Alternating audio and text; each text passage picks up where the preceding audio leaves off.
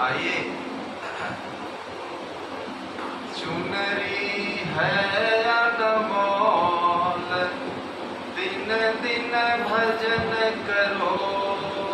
चुनरी है अनमोल, दिन दिन भजन करो। चुनरी है अनमोल, दिन दिन भजन करो। चुनरी है अनमोल, दिन दिन भजन करो। जब चुनरी का जन्म हुआ था, जब चुनरी का जन्म हुआ था, बाजा नगर में ढोल, दिन दिन भजन करो। बाजा नगर में ढोल, दिन दिन भजन करो। चुनरी है अनमोल, दिन दिन भजन करो। चुनरी है अनमोल, दिन दिन भजन करो। ये चुनरी मोह प्यारी लागे, ये चुनरी मोह प्यारी लागे। ये चुनरी मोह प्यारी लागे, ये चुनरी मोह प्यारी लागे। करते मस्त किलोल, दिन दिन भजन करो। करते मस्त किलोल, दिन दिन भजन करो। चुनरी है अनमोल, दिन दिन भजन करो। चुनरी है अनमोल, दिन दिन भजन करो।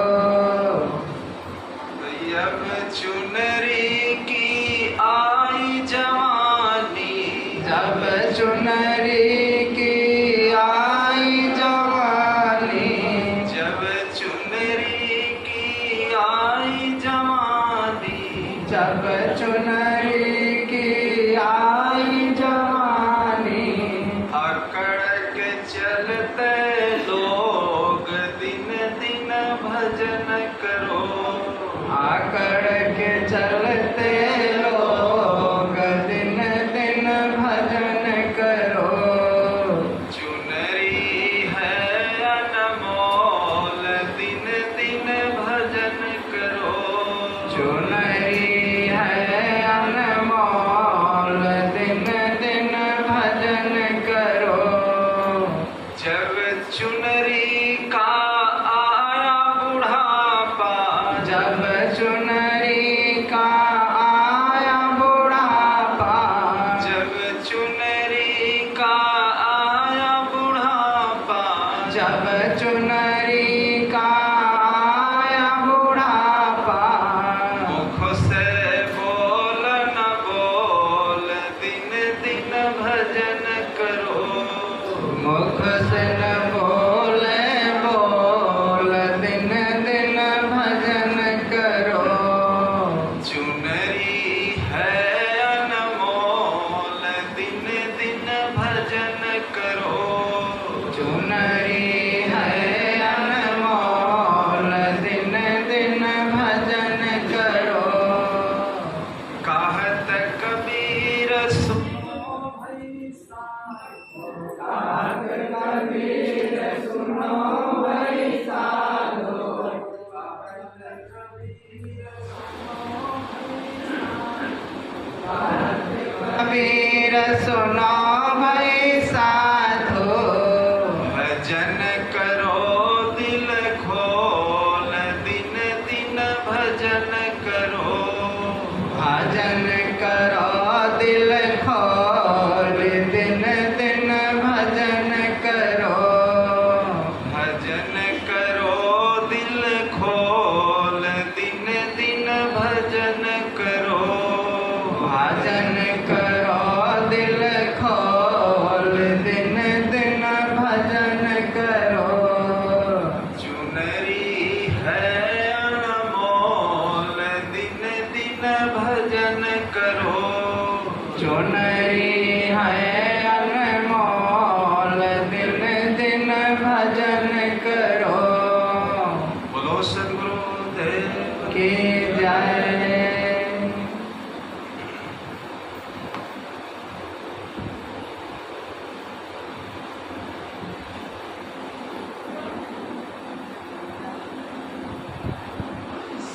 सम्राट सदगुरु कबीर साहब की जितनी वाणियां हैं, देखिए मनुष्य के हृदय को झकझोर देती है। मनुष्य के हृदय में एक ऐसा ज्ञान पैदा कर देती है कि कितना भी अभिमानी व्यक्ति हो और कितना भी अहंकारी हो, लेकिन उसके भी हृदय में एक चोट पहुंचती है। उन्होंने जो कुछ कहा साखी शब्द रमैली में, देखिए उनकी वाणी एक एक साखी देखिए महा मंत्र का काम करती है। हर साखी में, हर शब्द में देखिए जन्म से मरण तक सारी बातों को याद दिलाते हैं। और जितने कार्यक्रम होते हैं देखिए वहां केवल मंगल के ही गीत गाए जाते हैं। लोगों को केवल प्रसन्न करने के लिए, लोगों को केवल हंसाने के लिए ही कार्यक्रम होते हैं। लेकिन संत महात्माओं के बीच बैठ करके जो आयोजन होते हैं, देखिए मनुष्य को वो क्या याद दिलाते हैं, मनुष्य को जीवन जीने की कला की याद दिलाते हैं। ये जीवन हमें क्यों मिला है और जीवन मिला है तो इसे कैसे जीना चाहिए।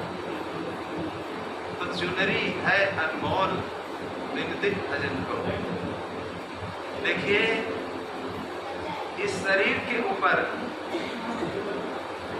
प्रकाश डालते हुए साहब क्या कहते हैं, ये शरीरों की चुनर जो हम सबको मिली हुई है, ये बंधुओं बहुत ही अनमोल है।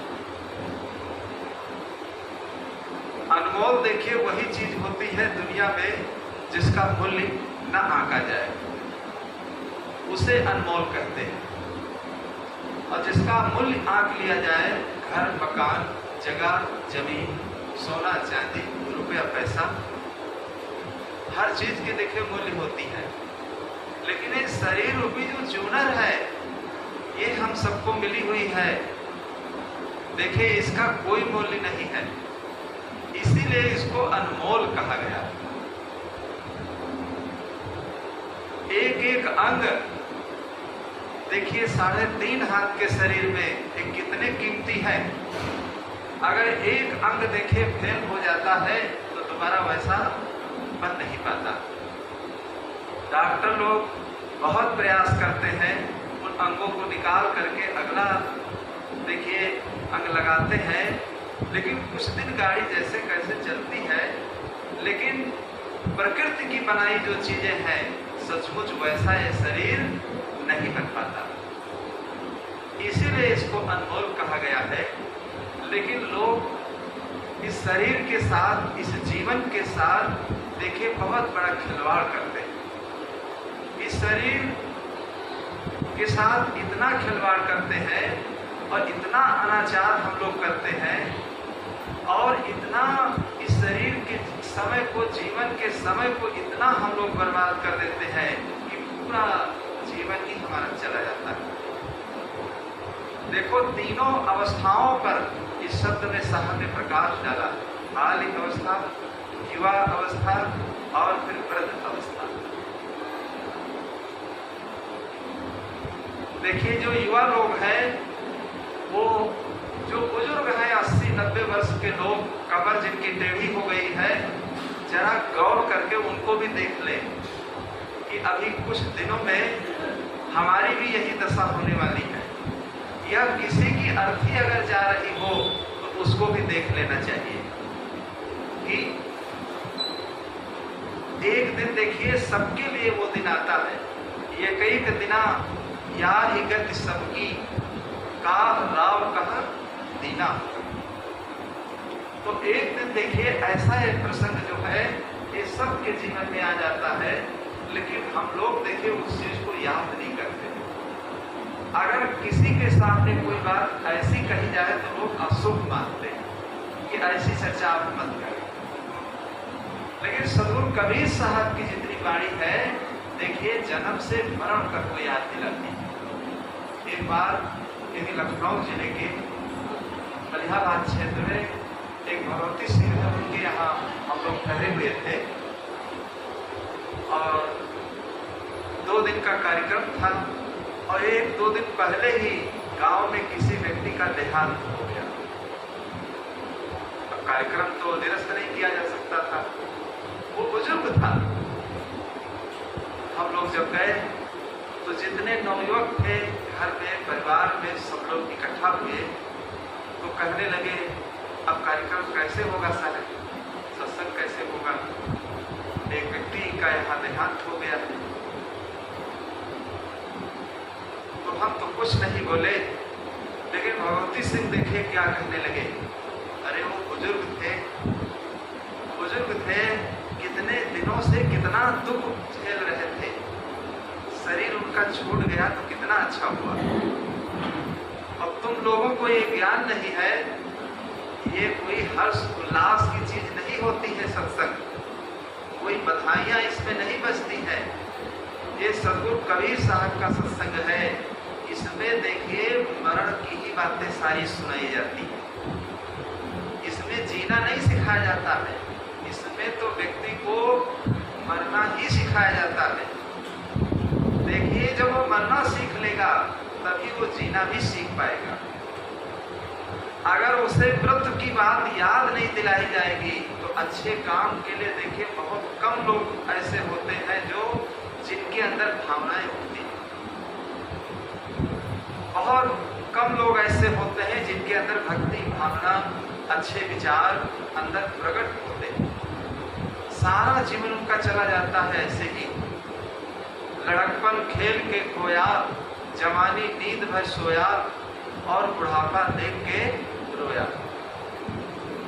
तो जीवन की तीनों अवस्थाएं देखिए हमारी चली जाती है, बनाते ही बनाते, लेकिन हम ये समझ नहीं पाते हैं कि जीवन हमारा कहाँ गया। लोग यही सोचते रह जाते हैं कि अभी तो बहुत जीना था, लेकिन जीवन का जब समय आ गया, अंतिम घड़ी जो आई तब सुध हुई ठिकाने, अंतिम घड़ी जो आई तब सुध हुई ठिकाने, यमराज को जो देखा, यमराज को जो देखा, रटने लगा खुदारा, यमराज को जो देखा। मानव ने अपनी भोली आदत न यदि सुधारा, मानव ने अपनी भोली आदत न यदि सुधारा, इस लोक व परलोक में घूमेगा मारा मारा, इस लोक व परलोक में। तो अंतिम घड़ी जो आई तब सुध हुई ठिकाने, यमराज को जो देखा रटने लगा उदारा। देखिए जब अंतिम घड़ी व्यक्ति की आ जाती है तब उसकी सुध को सही होती है। अरे जीवन हमारा कहाँ चला गया, लड़कपन भी गया, जवानी भी गई, और देखिए बुढ़ापा आते ही देखिए जर्जर हो गया शरीर, अब तो जाने का समय आ गया है। अब तब व्यक्ति सोचता है तो कोई उपाय उसका लगने वाला नहीं। तो इसलिए साहब कहते हैं कि शरीर रूपी झोला जो है ये बहुत ही अनमोल है। हम लोग इस चीज को समझ लें और इस चीज को ध्यान से अपने मन में बसा लें कि ऐसा है अनमोल जीवन हम सबको प्राप्त हुआ है, लेकिन हम लोग इसकी कीमत नहीं समझ पाते हैं, और जब कीमत नहीं समझ पाते हैं तो समय को भी गंवा देते हैं और जीवन को भी बेकार कर डालते हैं।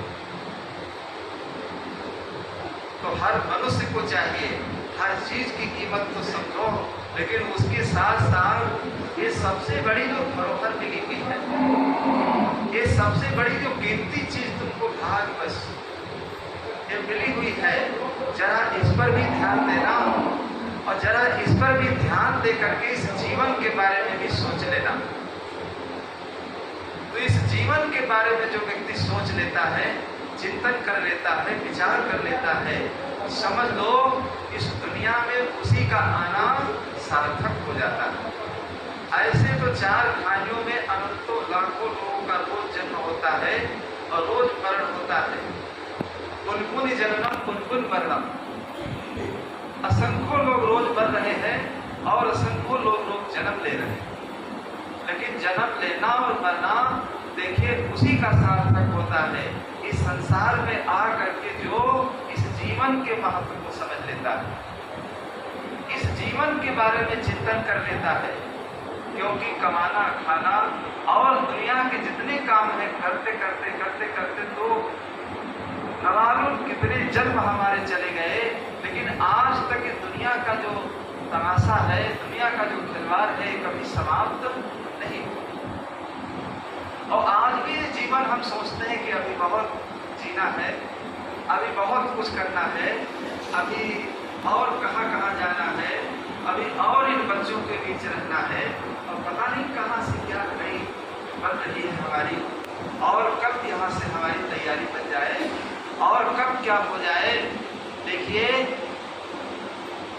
जहाँ मनुष्य की तैयारी बनती है, कोठियाँ और महल ही खड़े के खड़े रह जाते हैं, और सेवा करने वाले भी देखिए वो सेवा करते ही रह जाते हैं। लेकिन ये मौत एक ऐसी चीज है, ये तुरंत व्यक्ति को देखिए निगल लेती।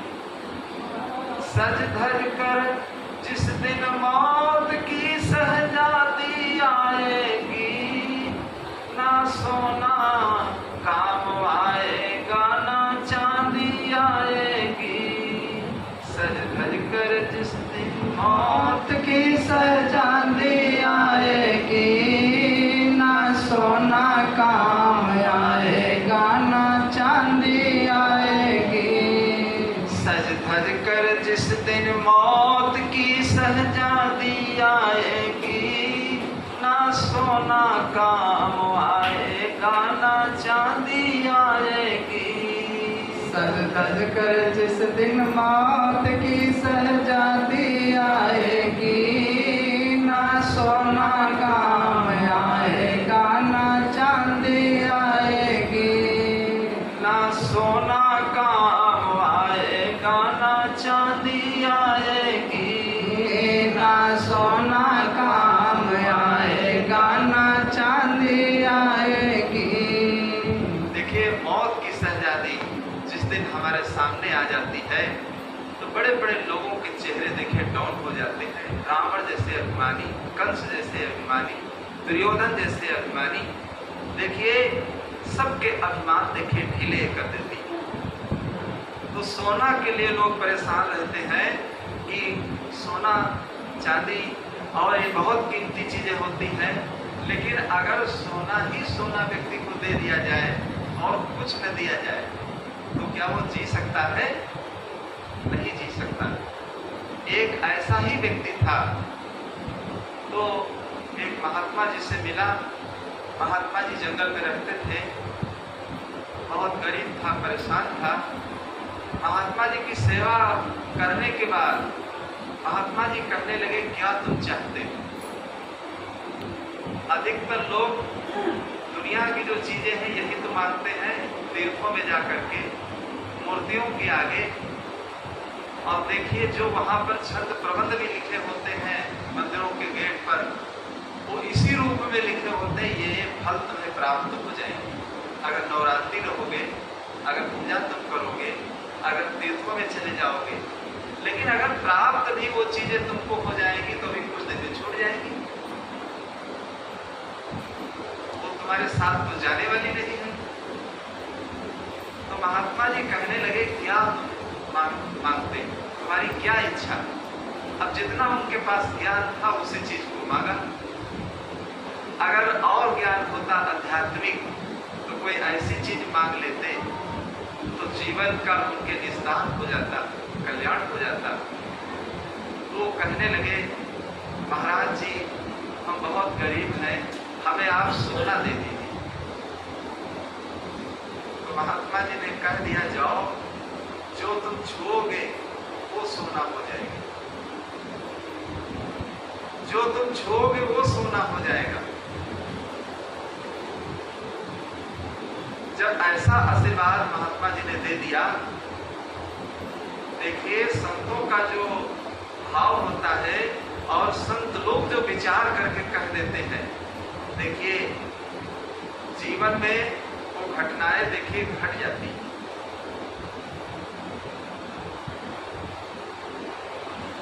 और न मालूम कितनी देखिए रेख पर रेख लगाने वाले संत ही होते हैं, और संत लोग अपनी युक्ति के द्वारा देखिए बचा भी लेते हैं और अच्छे मार्ग की तरफ उसको खींच भी लेते हैं। तो जब घर को गया, प्यास बहुत लगी थी, कहा पानी लाओ। तो जैसे उसको पानी दिया गया, महिलाओं ने पानी दिया, वो सोना हो गया। तो प्यास बहुत थी, फिर भोजन मांगा तो जो भोजन दिया, भोजन भी सोना हो गया। मकान छुआ, वो भी सोना हो गया। अब जो चीज छूता सब सोना।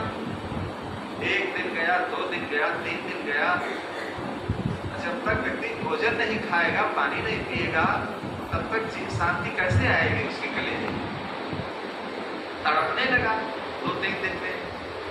उसे सोना से इतना घृणा हो गई, इतना अभाव हो गया कि हम सोना नहीं चाहते हैं। जब भोजन ही नहीं मिलेगा, पानी ही नहीं मिलेगा, तो सोना सोना लेकर के हम क्या करेंगे।